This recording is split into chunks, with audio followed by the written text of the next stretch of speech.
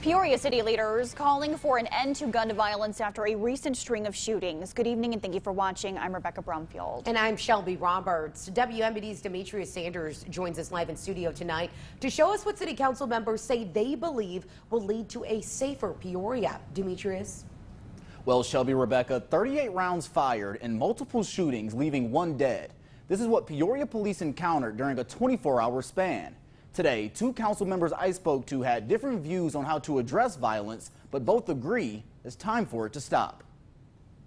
23 homicides within the first 9 months of 2021. The latest happening Monday at a Stop and Save convenience store. Peoria City Council members say gun violence plaguing the city must end. It just breaks your heart.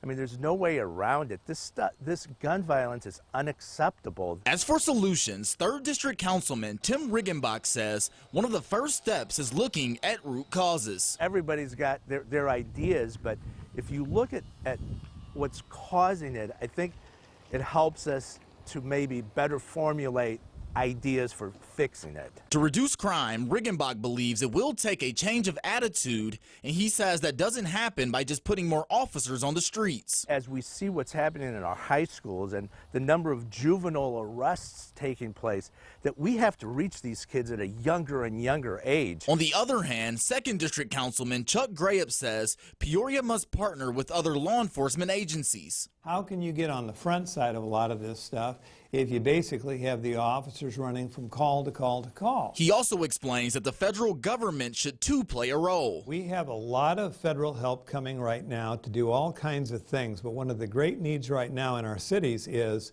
rounding up these hot guns. And he says a breaking point has been reached, and it's time for those involved in gun violence to face consequences. The day of reckoning is here.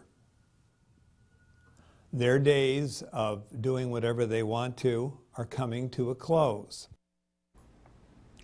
Now, Riggenbach says, much like how gun violence became an issue in the city, that solutions will not happen overnight. But he says actions like reaching youth with programming and mentors will pay off in the long run. Shelby?